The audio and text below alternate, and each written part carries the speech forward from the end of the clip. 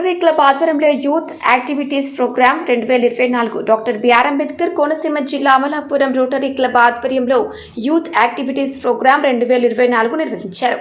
ఇందులో బ్యాడ్మింటన్ విభాగంలో Amalapuram officer recreation club నందు నిర్వహిస్తున్నటువంటి వేసవి శిక్షణ శిబిరంలో కోచింగ్ తీసుకున్న క్రీడాకారులు అండర్ 13 బాయ్స్ అండ్ గర్ల్స్, అదేవిధంగా అండర్ 15 బాయ్స్ అండ్ గర్ల్స్ ఈవెంట్లలో విజేతగా నిలిచారు.